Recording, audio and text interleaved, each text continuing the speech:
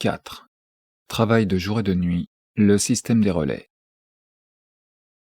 Les moyens de production, le capital constant, considéré au point de vue de la fabrication de la plus-value, n'existent que pour absorber avec chaque goutte de travail un quantum proportionnel de travail extra. Tant qu'ils ne s'acquittent pas de cette fonction, leur simple existence forme pour le capitaliste une perte négative, car ils représentent, pendant tout le temps qu'il reste, pour ainsi dire en friche, une avance inutile de capital. Et cette perte devient positive dès qu'ils exigent pendant les intervalles de repos des dépenses supplémentaires pour préparer la reprise de l'ouvrage. La prolongation de la journée de travail au-delà des bornes du jour naturel, c'est-à-dire jusque dans la nuit, n'agit que comme palliatif, n'apaise qu'approximativement la soif de vampire du capital pour le sang vivant du travail. La tendance immanente de la production capitaliste est donc de s'approprier le travail pendant les 24 heures du jour. Mais comme cela est physiquement impossible, si l'on veut exploiter toujours les mêmes forces sans interruption, il faut, pour triompher de cet obstacle physique, une alternance entre les forces de travail employées de nuit et de jour, alternance qu'on peut obtenir par diverses méthodes. Une partie du personnel de l'atelier peut, par exemple, faire pendant une semaine le service de jour et pendant l'autre semaine le service de nuit. Chacun sait que ce système de relais prédominait dans la première période de l'industrie cotonnière anglaise et qu'aujourd'hui même, à Moscou, il est en vigueur dans cette industrie. Le procès de travail non interrompu durant les heures de jour et de nuit est appliqué encore dans beaucoup de branches d'industrie de la Grande-Bretagne entre guillemets libres jusqu'à présent, entre autres dans les hauts fourneaux, les forges, les laminoirs et autres établissements métallurgiques d'Angleterre, du pays de Galles et d'Écosse. Outre les heures des jours ouvrables de la semaine, le procès de la production comprend encore les heures du dimanche. Le personnel se compose d'hommes et de femmes, d'adultes et d'enfants des deux sexes.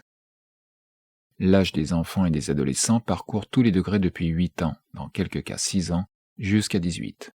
Note 59.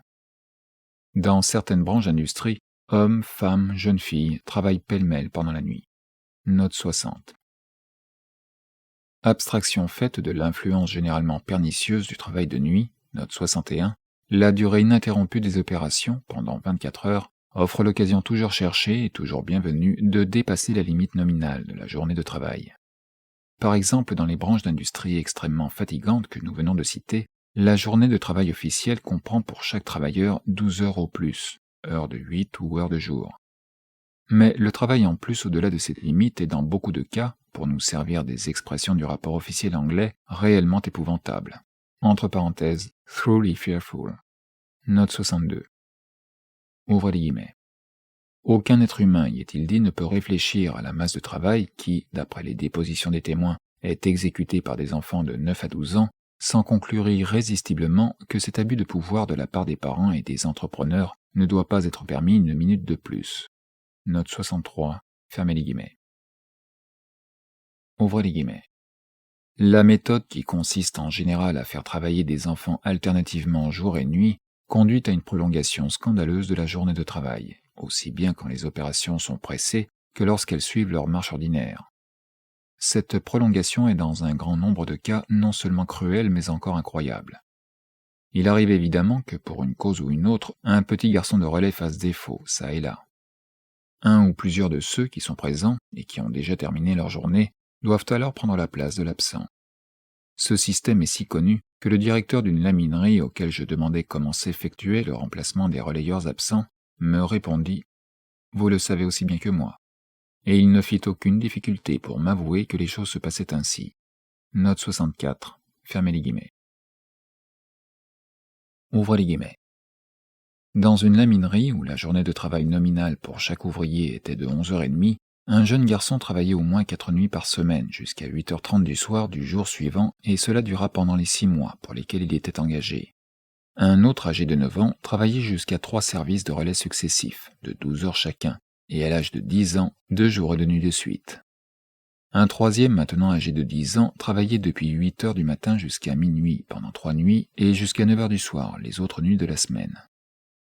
Un quatrième, maintenant âgé de 13 ans, travaillait depuis 6 heures du soir jusqu'au lendemain midi, pendant toute une semaine, et parfois 3 services de relais l'un après l'autre depuis le matin du lundi jusqu'à la nuit du mardi. Un cinquième, qui a aujourd'hui 12 ans, a travaillé dans une fonderie de fer à Stavely depuis 6 heures du matin jusqu'à minuit, pendant 14 jours. Il est incapable de continuer plus longtemps. George Hollingsworth, âgé de 9 ans. Je suis venu ici vendredi dernier. Le lendemain, nous devions commencer à 3 heures du matin. Je suis donc resté toute la nuit ici. J'habite à 5 miles d'ici. J'ai dormi dans les champs avec un tablier de cuir sous moi et une petite jaquette par-dessus.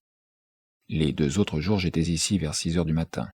Ah, c'est un endroit où il fait chaud. Avant de venir ici, j'ai travaillé également dans un haut fourneau pendant toute une année. C'était une bien grande usine dans la campagne. Je commençais aussi le samedi matin à 3 heures, mais je pouvais du moins aller dormir chez moi, parce que ce n'était pas loin.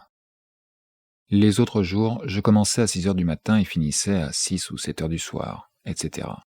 Note 65, fermez les guillemets. Écoutons maintenant le capital lui-même exprimant sa manière de voir sur ce travail de 24 heures sans interruption. Les exagérations de ce système, ses abus, sa cruelle et incroyable prolongation de la journée, sont naturellement passés sous silence. Il ne parle du système que dans sa forme normale. Messieurs Naylor et Wickers, fabricants d'acier, qui emploient de 600 à 700 personnes, dont 10% au-dessous de 18 ans, sur lesquels 20 petits garçons seulement font partie du personnel de nuit, s'expriment de la manière suivante. Ouvrez les guillemets. Les jeunes garçons ne souffrent pas le moins du monde de la chaleur. La température est probablement de 86 à 90 degrés Fahrenheit. À la forge et au laminoir, les bras travaillent jour et nuit en se relayant. Mais par contre, tout autre ouvrage se fait le jour, de 6 heures du matin à 6 heures du soir. Dans la forge, le travail a lieu de midi à minuit. Quelques ouvriers travaillent continuellement de nuit sans alterner, c'est-à-dire jamais le jour. Nous ne trouvons pas que le travail qu'ils s'exécutent le jour ou la nuit fasse la moindre différence pour la santé, entre parenthèses, de messieurs Naylor et Wickers, bien entendu. Et vraisemblablement, les gens dorment mieux quand ils jouissent de la même période de repos que lorsque cette période varie. 20 enfants environ travaillent la nuit avec les hommes. Nous ne pourrions bien aller sans le travail de nuit de garçons au-dessous de 18 ans. Notre grande objection serait l'augmentation des frais de production. Il est difficile d'avoir des contremaîtres habiles et des bras intelligents, mais des jeunes garçons, on en obtient tant qu'on en veut. Naturellement, eu égard à la faible proportion de jeunes garçons que nous employons, une limitation du travail de nuit serait de peu d'importance ou de peu d'intérêt pour nous. Note 66, fermez les guillemets. Monsieur John Ellis de la maison John Brown et compagnie, fabricant de fer et d'acier employant 3000 ouvriers, hommes et jeunes garçons, jour et nuit par relais pour la partie difficile du travail, déclare que dans la pénible fabrication de l'acier, les jeunes garçons forment le tiers ou la moitié des hommes. Leur usine en compte 500 au-dessous de 18 ans, dont un tiers ou 170 de moins de 13 ans. Il dit à propos de la réforme législative proposée. Ouvrez les guillemets. Je ne crois pas qu'il y aurait beaucoup à redire de ne faire travailler aucun adolescent au-dessous de 18 ans que 12 heures sur 24. Mais je ne crois pas qu'on puisse tracer une ligne quelconque de démarcation pour nous empêcher d'employer des garçons au-dessus de 12 ans dans le travail de nuit. Nous accepterions bien plutôt, ajoute-t-il dans le même style, une loi d'après laquelle il nous serait interdit d'employer la nuit des garçons au-dessous de 13 et même de 14 ans, qu'une défense de nous servir pour le travail de nuit de ceux que nous avons une bonne foi. Les garçons qui travaillent dans la série de jour doivent aussi alternativement travailler dans la série de nuit, parce que les hommes ne peuvent pas exécuter constamment le travail de nuit, cela ruinerait leur santé. Nous croyons cependant que le travail de nuit, quand il se fait à une semaine d'intervalle, ne cause aucun dommage. Entre parenthèses, messieurs Naylor et Wickers affirmaient le contraire pour justifier le travail de nuit sans intermittence, tel qu'il se pratique chez eux. Nous trouvons que les gens qui accomplissent le travail de nuit en alternant possèdent une santé tout aussi bonne que ceux qui ne travaillent que le jour. Nos objections contre le non-emploi de garçons au-dessous de 18 ans au travail de nuit seraient tirées de ce que nos dépenses subiraient une augmentation, mais c'est aussi la seule raison. Entre parenthèses, on ne saurait être plus naïvement cynique. Nous croyons que cette augmentation serait plus grande que notre commerce, avec la considération que l'on doit à son exécution prospère, ne pourrait convenablement le supporter. Le travail est rare ici et pourrait devenir insuffisant par suite d'un règlement de ce genre. Fermez les guillemets. C'est-à-dire, Ellis, Brown et compagnie pourraient tomber dans le fatal embarras d'être obligés de payer la force de travail tout ce qu'elle vaut. Note 67. Les « forges cyclopéennes de fer et d'acier de messieurs Camel et compagnie sont dirigées de la même manière que les précédentes. Le directeur gérant avait remis de sa propre main son témoignage écrit au commissaire du gouvernement, M. White, Mais plus tard, il trouva bon de supprimer son manuscrit, qu'on lui avait rendu sur le désir exprimé par lui de le réviser. Monsieur White, cependant, a une mémoire tenace. Il se souvient très exactement que, pour messieurs les cyclopes, l'interdiction du travail de nuit des enfants et des adolescents est une chose impossible. Ce serait vouloir arrêter tous leurs travaux. Et cependant, leur personnel compte un peu moins de 6% de garçons au-dessous de 18 ans, et 1% seulement au-dessous de 13. Note 68. Monsieur E. F. Sanderson, de la raison sociale Sanderson, Bros et compagnie, fabrication d'acier, laminage et forge à Attercliffe, exprime ainsi son opinion sur le même sujet. Ouvrez les guillemets. L'interdiction du travail de nuit pour les garçons au-dessous de 18 ans ferait naître de grandes difficultés. La principale proviendrait de l'augmentation des frais qu'entraînerait nécessairement le remplacement des enfants par des hommes. À combien ces frais se montraient-ils, je ne puis le dire, mais vraisemblablement ils ne s'élèveraient pas assez haut pour que le fabricant pût élever le prix de l'acier, et conséquemment toute la perte retomberait sur lui, attendu que les hommes, entre parenthèses, quel manque de dévouement, refuseraient naturellement de la subir. Fermez les guillemets. Maître Sanderson ne sait pas combien il paye le travail des enfants, mais, entre guillemets, peut-être monte-t-il jusqu'à 4 ou 5 shillings par tête et par semaine. Leur genre de travail est tel qu'en général, entre parenthèses, mais ce n'est pas toujours le cas, la force des enfants y suffit exactement, de sorte que la force supérieure des hommes ne donnerait lieu à aucun bénéfice pour compenser la perte, si ce n'est dans quelques cas peu nombreux, alors que le métal est difficile à manier. Aussi bien les enfants doivent commencer jeunes pour apprendre le métier. Le travail de jour seul ne les mènerait pas à ce but. Fermez les guillemets. Et pourquoi pas? Qu'est-ce qui empêcherait les jeunes garçons d'apprendre leur métier pendant le jour? Allons, donne ta raison. Ouvrez les guillemets. C'est que les hommes, qui chaque semaine travaillent alternativement tantôt le jour, tantôt la nuit, séparés pendant ce temps des garçons de leur série, perdraient la moitié des profits qu'ils en tirent.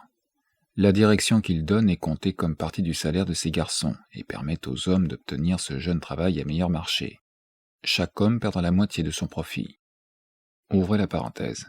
En d'autres termes, les messieurs Sanderson seraient obligés de payer une partie du salaire des hommes de leur propre poche, au lieu de le payer avec le travail de nuit des enfants. Le profit de messieurs Sanderson diminuerait ainsi quelque peu, et telle est la vraie raison sandersonienne qui explique pourquoi les enfants ne pourraient pas apprendre leur métier pendant le jour. Fermez la parenthèse, note 69. Ce n'est pas tout. Les hommes qui maintenant sont relayés par les jeunes garçons verraient retomber sur eux tout le travail de nuit régulier et ne pourraient pas le supporter. Bref, les difficultés seraient si grandes qu'elles conduiraient vraisemblablement à la suppression totale du travail de nuit.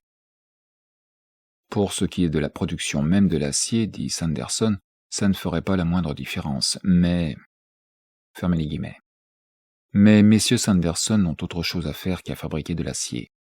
La fabrication de l'acier est un simple prétexte pour la fabrication de la plus-value. Les fourneaux de forge, les laminoirs, etc., les constructions, les machines, le fer, le charbon ont autre chose à faire qu'à se transformer en acier. Ils sont là pour absorber du travail extra, et ils en absorbent naturellement plus en 24 heures qu'en 12.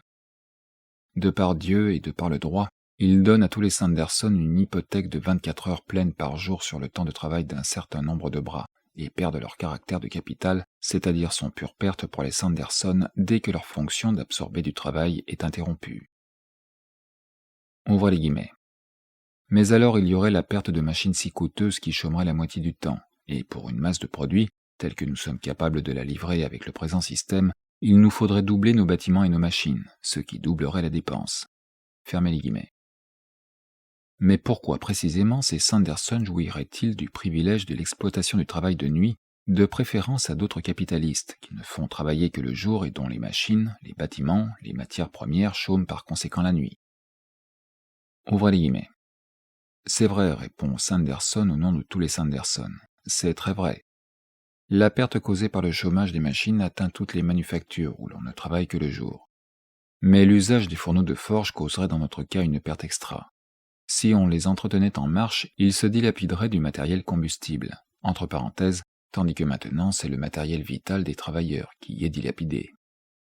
Si on arrêtait leur marche, cela occasionnerait une perte de temps pour rallumer le feu et obtenir le degré de chaleur nécessaire, entre parenthèses, tandis que la perte de temps de sommeil subie même par des enfants de 8 ans est gain de temps de travail pour la tribu des Sanderson. Enfin, les fourneaux eux-mêmes auraient à souffrir des variations de température, fermez les guillemets, tandis que ces mêmes fourneaux ne souffrent aucunement des variations du travail. Note 70.